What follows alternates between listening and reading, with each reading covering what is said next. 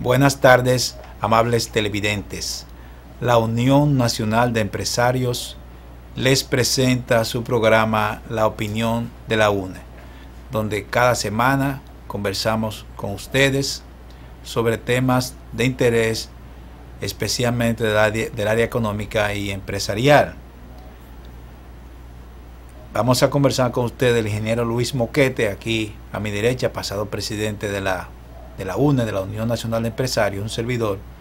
Vamos a conversar sobre algunos temas de actualidad, por ejemplo, el tema de los papeles de Panamá, que ha destapado una serie de comentarios y preocupaciones en diferentes núcleos, y también vamos a conversar un poco sobre la ley de seguridad social, que es parte de las leyes que afectan el área laboral y que se ha hablado de la necesidad de modificarla, y globalmente algunos artículos del Código de Trabajo que también se ha hablado de la necesidad de modificarlos.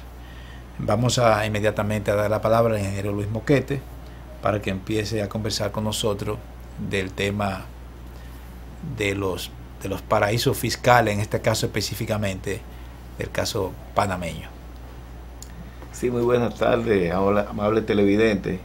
Pues en esta semana hubo un revuelo muy grande con unos papeles que se filtraron de una oficina de abogados internacionales, Mossack Fonseca, de Panamá, donde hay 11.5 millones de documentos que amparan cuentas abiertas en Panamá y en otros lugares del mundo también, pero fundamentalmente en Panamá, sobre lo que se llaman paraísos fiscales, que son cuentas que se abren o formaciones de compañías de poca actividad, pero que no pagan impuestos o que pagan muy pocos impuestos. Lo que se dice de estas cuentas es que esos beneficiarios de esa cuenta o los propietarios alimentan esa cuenta con ingresos que no reportan en sus respectivos países. Eso es la parte pecaminosa, porque desde el punto de vista de lo que tienen los paraísos fiscales es una actividad completamente legal. De hecho, en Estados Unidos, en Delaware, en Wyoming y en el mismo estado de Nevada hay paraísos fiscales. Lo mismo le podemos decir que hay en Puerto Rico, que hay en Uruguay, el Reino Unido se menciona, muchísimos países como Luxemburgo, Andorra. La verdad es que hay una organización de desarrollo, la OCDE, que ha estado tratando de que estos paraísos fiscales suministren información para poder combatir la evasión fiscal, el narcotráfico, la trata de personas, el contrabando de armas y el financiamiento de los conflictos bélicos. Y realmente a la población le preocupa mucho estas cosas.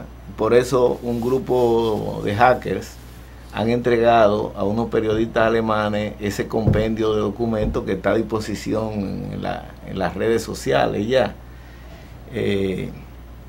El gobierno de Panamá se defiende, ¿verdad? Pero ellos dicen realmente su actividad es legal. Habría que ver desde el punto de vista ético cómo coordinamos eso, y si los países que no son signatarios del acuerdo, como el propio Estados Unidos, que no ha firmado el acuerdo de cooperación, se alinean para que este tipo de cosas dejen de ocurrir, o estos manejos que enturbian el comercio mundial y las relaciones bancarias, las relaciones financieras, se dejen de ocurrir para que haya más transparencia y que se pueda combatir los delitos internacionales, que es uno de los obstáculos que presentan estas instituciones. Bueno, en realidad, un paraíso fiscal es un lugar donde se paga menos impuestos que en los otros lugares, donde prácticamente no se paga impuestos. Y los capitales se mueven normalmente a esos lugares. Se hablaba antes mucho de la banca suiza. Ya se habla un poco menos porque la banca suiza ha roto en algunos casos ya el secreto bancario. Yo creo que el secreto bancario y los impuestos son los dos elementos que traen la necesidad de esos lugares. O sea, que lo hacen atractivo, porque hay personas que tienen, personas y empresas depositado dinero en esos lugares, y basado en el secreto bancario, pues los bancos no pueden revelar la identificación de sus depositantes. Y está el tema del impuesto, porque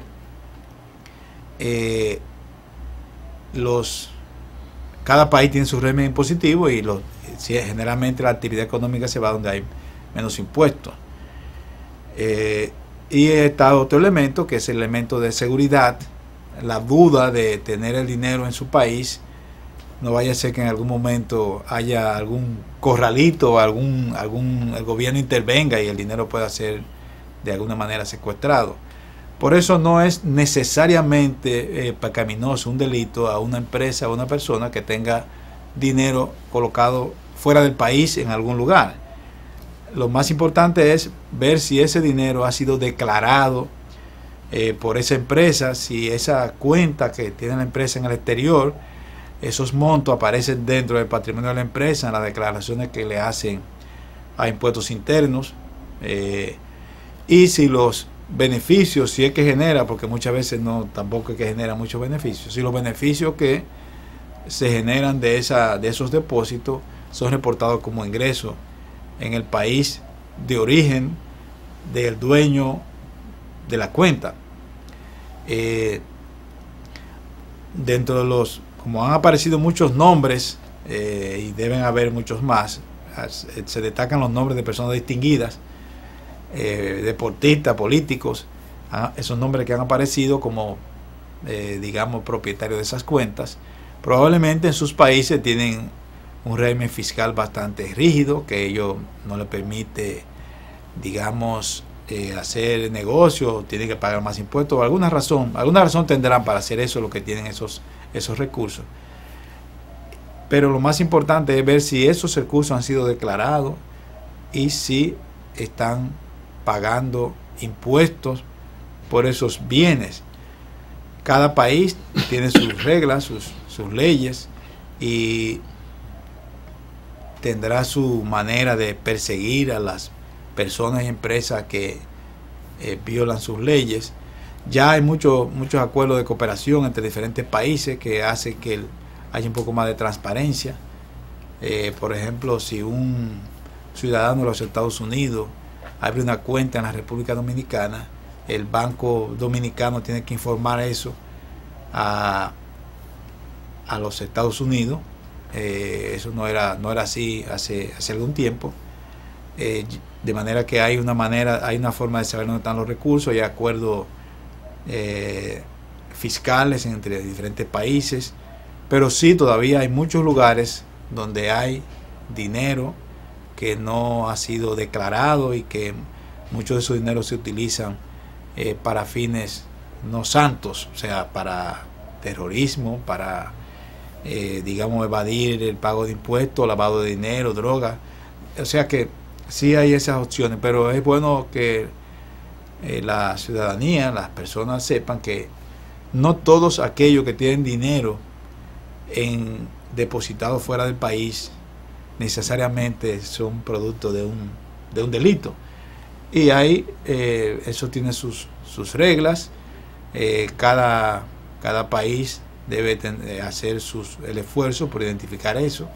Hay un caso conocido, el presidente el expresidente de dictador haitiano, Jean-Claude Duvalier, tenía un dinero en la banca suiza y se hicieron las diligencias del lugar y ese dinero tuvo que ser declarado y tuvo que ser entregado al gobierno de Haití. O sea, no está tan seguro, está seguro, pero no está tan seguro. Siempre hay medios para perseguir ese tipo de cosas. Naturalmente que en países con menos institucionalidad como el nuestro, quizás es un poco más difícil que eso ocurra. Pero hay una doble implicación, porque por ejemplo hay empresas de inversión extranjera que tienen que tributar aquí sobre inversiones que han hecho aquí, y que también los propietarios de esas empresas deben tributar en sus países de origen, y en ese caso no tributan en ninguno de los dos lugares. Parece que esa compañía de abogados, esa oficina de abogados que tenía todos esos clientes, parece que era experta en lograr que sus clientes no pagaran impuestos. Veremos a ver en qué termina todo eso, pero eso es parte de una corriente internacional que hay a favor de la transparencia. O sea, eso es una especie de Wikileaks, pero que con otro nombre, es un caso muy especial. Vamos a hacer una pequeña pausa con el permiso de los amables televidentes y en unos minutos estaremos de nuevo con ustedes.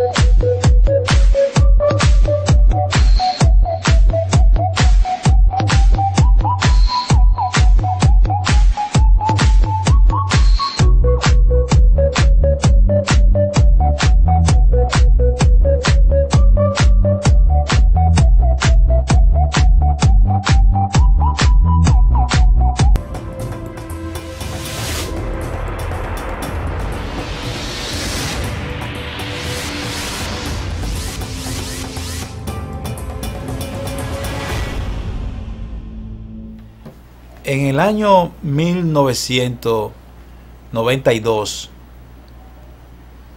la República Dominicana aprobó y promulgó un nuevo código de trabajo. O sea, de 1992 al 2016, estamos hablando de 24 años. 24 años ya. Sí. O sea, es un periodo de tiempo relativamente largo, pero no tan largo. No creo que en realidad el código esté desfasado. Simplemente que en la práctica algunas cosas se supone que deben actualizarse. Yo pienso que de hecho ya se han hecho algunas actualizaciones, algunas de las disposiciones del código se han cambiado por leyes específicas. Yo pienso que quizá hay otras cosas que deban cambiarse, pero probablemente el error ha sido hacer un esfuerzo por reformar todo el código, porque es un problema de qué cosas quiero cambiar, si vale la pena o no cambiar eso. Yo creo que quizás si se hubiese planteado cosas muy específicas, probablemente se hubiesen hecho algunos cambios. A mí siempre me ha llamado la atención el tema del salario mínimo, que hay un Comité Nacional de Salario que establece un salario mínimo cada cierto tiempo, por un periodo. Un salario mínimo debe durar al menos un año. 2 años, dicen ellos. Y ya se ha establecido como norma que lo hacen cada 2 años, pero podría ser en menos tiempo, si hay necesidad. el salario mínimo tiene una característica, porque eso se ha ido distorsionando, es que originalmente había un solo salario mínimo. Ahora hay muchos salarios mínimos, entonces ya hay una duda, no se sabe cuál es el salario mínimo.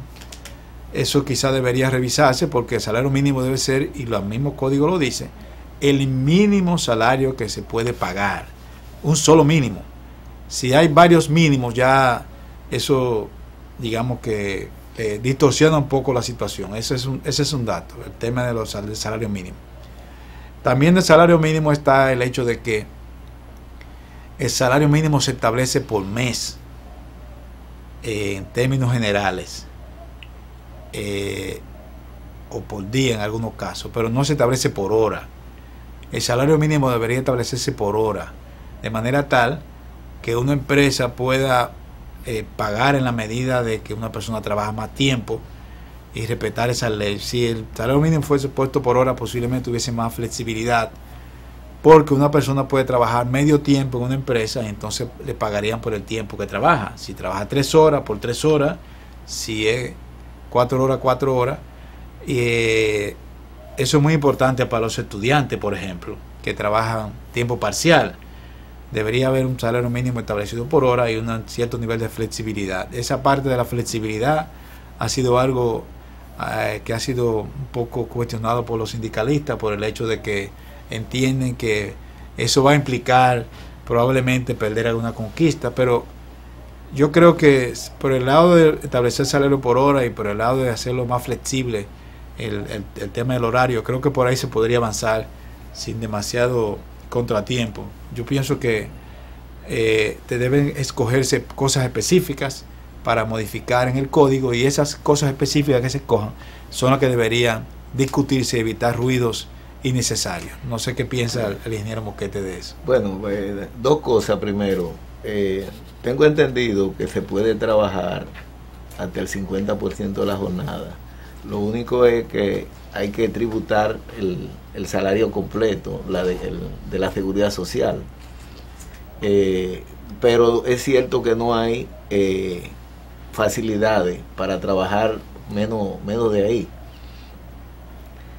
Entonces también otro tema que tiene el salario, bueno, los tantos salarios mínimos que se han acomodado muchísimas actividades económicas diversas, es que en principio el salario mínimo se concebía como el salario de subsistencia mínimo de una persona en base a lo que costaba la canasta familiar, pero eso se ha desvirtuado.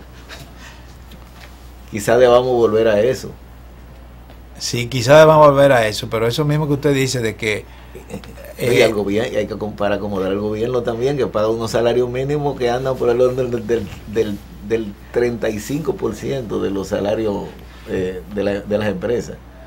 Sí, porque el salario mínimo no hace distinciones, debería ser un solo salario mínimo general para el sector público y el sector privado. Ese es un tema a discutir, y yo pienso que por ahí debería haber alguna modificación, y en la misma seguridad social debería tomar en cuenta ese salario basado en las horas que la persona trabaje. Hay un tema ahí que se ha discutido varias veces, que te hacen pagar los impuestos de la seguridad social por el salario mínimo, como si la persona trabajara el día completo. Esa es una distorsión. Bueno, que realmente no es un impuesto, uno está pagando un servicio anticipado, como un seguro, para que le den el servicio, y además también si hay un ahorro de pensiones, pues debería también, no sé si a tiempo parcial también lo cubrirían al 50% del trabajo, le descontarían la mitad, pero me parece que hay que descontarle la tarifa completa. Sí, hay que descontar la tarifa completa. Eso ha sido un tema a discutir, pero por ahí yo creo que debería aclararse un poco lo del salario mínimo, inclusive establecerse alguna regla de manera tal que asociarlo con la inflación, no haya que discutir tanto el tema, pero sí debería ser un salario único y que pueda servir para cubrir la canasta básica, pero debería ser uno solo, o sea, debería ser un solo para el sector público y para el sector privado. Pero yo diría que la parte que más preocupa a los empresarios es el paquete de artículos finales que tiene que ver con los procedimientos que utilizan los abogados para presionar a las empresas, con los despidos y con los retiros de empleados, que realmente son prácticamente confiscatorios los fallos que se dan en los tribunales, y que prácticamente el empresario, el empleador, se ve obligado a ceder a los chantajes de los abogados. Y yo creo que eso es preocupante, eso hay que resolverlo. Y por eso quizá la modificación tan parcial no sea posible, porque son demasiados artículos. Es prácticamente medio código que se refiere a esos procedimientos. Bueno, pero seguiría siendo una modificación parcial, y aunque sea de muchos artículos, pero yo creo que la estrategia de reformar específicamente determinados artículos podría ser más efectiva y traer menos conflictos. Creo que sería más fácil que pasara por el Congreso. El tema de la seguridad social, que está muy relacionado con el Código de Trabajo, porque tiene la misma población objetivo, que son los trabajadores, tiene varios artículos. Bueno, hay una parte que es lo que tiene que ver con la ganancia que tienen las AFP, pero hay otro, y ya se ha avanzado en ese sentido, pero hay otro que es el tema de la pensión. Yo creo que esa es una preocupación, porque hasta ahora muy pocas personas se han pensionado. Yo creo que nadie se ha pensionado, y no podemos aprobar el sistema en la parte de pensiones hasta que no empiece a dar pensiones a trabajadores y empleados. Y es porque la pensión por vejez es bastante rígida. Dice, hay que tener una edad para recibir esos beneficios de pensión por vejez de 60 años. Eso no es tan difícil, porque muchos tenemos ya 60 años. Y haber cotizado durante un mínimo de 360 meses. O sea, hay que haber trabajado durante 30 años. 30 años. Una persona que no ha trabajado 30 años después que la ley empezó a funcionar, no tiene derecho a pensión. Debería haber alguna fórmula para que una persona pueda tener la pensión, aunque no sea la pensión completa, sin haber trabajado 30 años después que la ley fue aprobada. Yo creo que en muchos países hay pensión parcial cuando tú no tienes un cierto tiempo, pero esa rigidez de que no puede tener pensión